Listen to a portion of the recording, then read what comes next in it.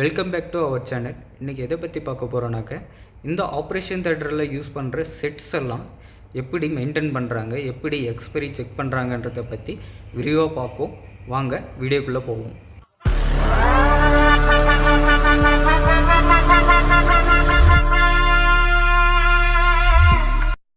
Operation தியேட்டரில் பார்த்தீங்கன்னா செட்ஸ்லாம் வந்து இந்த மாதிரி தான் வந்து ரேக்கில் செட் பண்ணியிருப்பாங்க. இந்த செட்டு எப்படி எக்ஸ்பைரி செக் பண்ணுறதுன்ட்டு இன்றைக்கி பார்த்துருவோம். செட்டு எக்ஸ்பைரியில் என்ன மெயினாக பார்க்கணுன்னாக்க 3 டைப்பான ஸ்டெரிலைசேஷன் மெத்தட் வந்து மெயினாக ஃபாலோ பண்ணுற மெத்தட்ஸு. அதில் பார்த்தீங்கன்னாக்க இப்போ செட்டு இப்போ ஆட்டோக்ளேவ்னாக்க இது வந்து ஆட்டோக்ளேவுக்கான எக்ஸ்டர்னல் இண்டிகேட்டர். இந்த இண்டிகேட்டரில் பார்த்தீங்கன்னாக்க என்னைக்கு ஆட்டோக்ளேவ் பண்ணாங்க அப்படின்ற டேட் இருக்குது. இதில் வந்து எப்போ எக்ஸ்பைரி ஆகுதுன்ற டேட் இருக்குது. ஓகேங்களா? இதை வச்சு தான் நம்ம வந்து எக்ஸ்பைரியை செட்டை வந்து நம்ம முன்னாடியே ரிமூவ் பண்ணி ஆட்டோக்ளேவுக்கு அனுப்புகிறோம். இந்த ஆட்டோக்ளேவ் பண்ணும்போது செட்டு மேலே என்னென்ன இருக்கும் டீட்டெயில் எழுதணும் க்ளீனான்னு பார்த்தீங்கன்னாக்க, இப்போ பார்த்தீங்கன்னா இதில் வந்து எடனெக் செட்டுன்னு எழுதியிருக்காங்க. இது வந்து என்ன செட்டுன்ற செட்டை வந்து எழுதியிருக்காங்க. நெக்ஸ்ட்டு பார்த்தீங்கன்னாக்க இது மேலே இண்டிகேட்டர்ஸ் இருக்குது. இது வந்து ஸ்டெரிலைசேஷன் இண்டிகேட்டர். இது மேலே பார்த்தீங்கன்னா 2 இண்டிகேட்டர்ஸ் இருக்குது. ரெண்டுமே சேம் தான். சேம் இண்டிகேட்டர் வந்து 2 இண்டிகேட்டர் ப்ளேஸ் பண்ணுவாங்க. நெக்ஸ்ட்டு பார்த்தீங்கன்னா இங்கே பார்த்தீங்கன்னா எங்கே போகணும், அதாவது எங்கேருந்து எடுத்துகிட்டு வந்தோம், எந்த டிபார்ட்மெண்ட்டுக்கு போகணுன்றதை டிபார்ட்மெண்ட்டை எழுதியிருப்பாங்க. இதில் எக்ஸ்ட்ரா ஒன் மோர் என்னன்னாக்க ஆட் பண்ணுவாங்கன்னாக்க பார்த்தீங்கன்னா யார் பேக் பண்ணாங்க அப்படின்ற டீட்டெயிலுமே வந்து பார்த்தீங்கன்னாக்க இந்த ஆட்டோக்ளேவ் பண்ணும்போது மெயினாக மென்ஷன் பண்ணியிருப்பாங்க. இப்போ பார்த்தீங்கன்னா இந்த செட்டில் பார்த்தீங்கன்னாக்க எக்ஸ்பைரி டேட் என்றைக்கு ஆட்டோக்ளேவ் பண்ணோம் அப்படின்ற டேட்டை வந்து மென்ஷன் பண்ணியிருக்காங்க. அது மட்டும் இல்லாமல் இது எந்த ஹாஸ்பிட்டல் அப்படின்றதையும் மென்ஷன் பண்ணுவாங்க எல்லாருமே. இப்போ ஒரு ஹாஸ்பிட்டலில் செட்டு இருக்குனாக்கா அந்த ஹாஸ்பிட்டலோட நேமிங் இருக்கும். ஃபஸ்ட்டு ஒரு 4 லெட்டரில் பார்த்தீங்கன்னா நேமிங் இருக்கும்.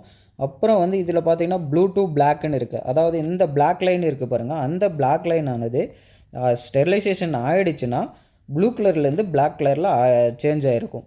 இது வந்து எக்ஸ்டர்னல் இண்டிகேட்டர்னு சொல்லுவோம். இதை வச்சு நம்ம வந்து செட்டு ஸ்டெரைல் ஆகிருக்கா இல்லையான்ட்டு வெளியே அதாவது ஆட்டோக்ளேவ் மிஷின்லேருந்து வெளியே வந்ததுக்கப்புறம் நாம் வந்து கன்ஃபார்ம் பண்ணிக்கலாம். அதே போல் தான் ஒன் மோர் இண்டிகேட்டரும் இருக்கும். இந்த ஸ்டிக்கர் மேலே கருப்பு லைனாக வந்திருக்கு பாருங்கள், இதுவும் வந்து இண்டிகேட்டர் லைனை தான். இது வந்து பார்த்திங்கன்னா ஒரு லைட் ஒயிட் கலரில் சேர்ந்த மாதிரி இருக்கும். இது வந்து பார்த்திங்கனாக்கா ஆட்டோக்ளேவ் ஆனதுக்கப்புறம் பார்த்திங்கன்னா பிளாக் கலராக கன்வெர்ட் ஆகிடும். இது வந்து பார்த்திங்கனாக்கா பிளாஸ்மா ஸ்டெரிலைசேஷனில் பார்த்திங்கனாக்கா எக்ஸ்பைரி வந்து பார்த்திங்கனாக்கா இங்கே வந்து 1 இயர் வந்து மெயின்டைன் பண்ணுறோன்னாக்க ஒரு சில ஹாஸ்பிட்டலில் 6 மந்த் மெயின்டைன் பண்ணுவாங்க. அது வந்து அவங்களோட ஸ்டாண்டர்டாக மிஷினோட கெப்பாசிட்டி அவங்க கொடுக்குற வேலையை பொறுத்து. இப்போ பார்த்திங்கனாக்கா இப்போ 1 இயர் எக்ஸ்பைரி மெயின்டைன் பண்ணுறோன்னாக்க சேம் அதே தான். 1 இயர் மெயின்டைன் பண்ணாலும் சரி, 1 மந்த் மெயின்டைன் பண்ணாலும் சரி, அந்த 1 வீக் முன்னாடி இப்போ எவ்ரி வீக் எக்ஸ்பைரி செக் பண்ணும்போது இப்போ ஒரு வாரத்துக்கு முன்னாடி வந்து இது எக்ஸ்பைரி இருக்குது அப்படின்னு தெரிஞ்சு வச்சுன்னா அந்த பேக்கெட்டுமே வந்து நம்ம வந்து ஸ்டெரிலைசேஷனுக்கு அனுப்புகிற மாதிரி இருக்கும். நெக்ஸ்ட்டு பார்த்தீங்கன்னா இடிஓ பார்த்தீங்கன்னாக்கா இடிஓவுமே 1 இயர் எக்ஸ்பைரி தான் இருக்கும். 1 இயர் எக்ஸ்பைரி இருக்கும் போதுமே நம்ம வந்து பார்த்தீங்கன்னாக்கா அந்த டேட், அதாவது இப்போது அடுத்த ஞாயிற்றுக்கிழமை வந்து எக்ஸ்பைரி ஆகுது இந்த பவுச் அப்படின்னாக்க அதுவே இந்த ஞாயிற்றுக்கிழமை எடுத்து ஸ்டெரிலைசேஷனுக்கு அனுப்புகிறோம். பார்த்தீங்கன்னாக்க இந்த என்னென்ன செட் இருக்குது, எந்தெந்த ரேக்கில்ன்ற மாதிரி டீட்டெயில்ஸ் எல்லாமே மென்ஷன் பண்ணியிருப்பாங்க. ஏன்னா அப்போ தான் வந்து நம்மளால் வந்து ஈஸியாக அசஸ் பண்ண முடியும், அந்த செட்டை எடுக்கவும் முடியும். இன்கேஸ் எமர்ஜென்சினாலும் டக்குன்னு நம்ம இந்த ஓட்டியில் இந்த இடத்துல இந்த செட்டு இருக்குதுன்னு தெரிஞ்சிச்சுன்னா கண்டிப்பாக நம்ம டைரெக்டாக போய் எடுத்துக்கலாம். அதுக்காக வந்து நேமிங்லாம் மென்ஷன் பண்ணி செட்டை வந்து ப்ராப்பராக ரேக்கில் அரேஞ்ச் பண்ணி வச்சுருப்பாங்க. எக்ஸ்பைரி செட்லாம் பார்த்தீங்கன்னா எப்படி எடுப்பாங்கனாக்கா ஒரு வீக் முன்னாடி எடுத்துருவாங்க. அதாவது வந்து ஏன்னா ஒரு வாரம் வந்து டெய்லி கேஸ் நடந்துகிட்ருக்கும். அதனால் வந்து நம்மளால் வந்து இந்த எக்ஸ்பைரியில் டெய்லி வந்து செக் பண்ணிருக்க முடியாது.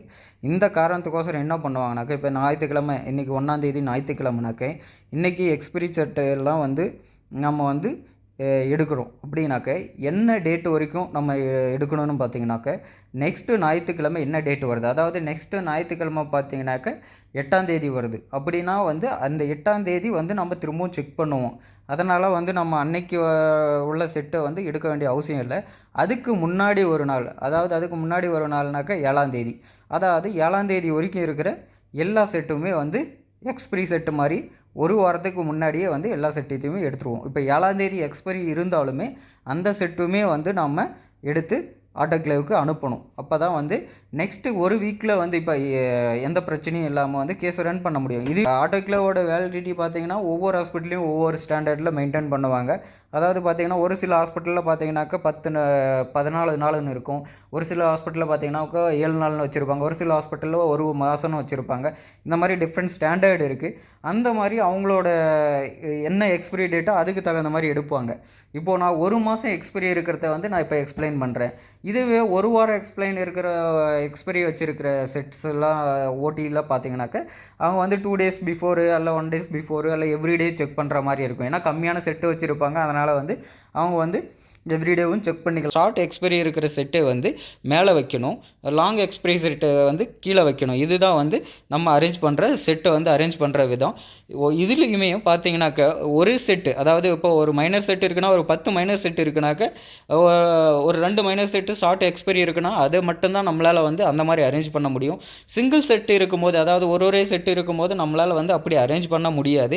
ஏன்னா வந்து ஒவ்வொரு செட்டுமே வந்து பர்டிகுலர் கேஸுக்கு தேவைப்படும். அப்போது வந்து அந்த செட்டை வந்து நம்ம அந்த கேஸுக்காக எடுக்குவோம். அப்போது வந்து நம்ம இந்த மாதிரிலாம் அரேஞ்ச் பண்ண முடியாது. அதாவது ஒரே நேமில் பல செட்டு இருக்குது, அதே ஒரே சர்ஜரிக்கு யூஸ் பண்ணுற மாதிரி பல செட்டு இருக்குது அப்படின்னாக்கா அப்போது வந்து ஷார்ட் எக்ஸ்பிரி இருக்கிற செட்டை வந்து மேலேயும் லாங் எக்ஸ்பிரி இருக்கிற செட்டை வந்து கீழேயும் ஓட்டியில் வந்து அரேஞ்ச் பண்ணுவோம்.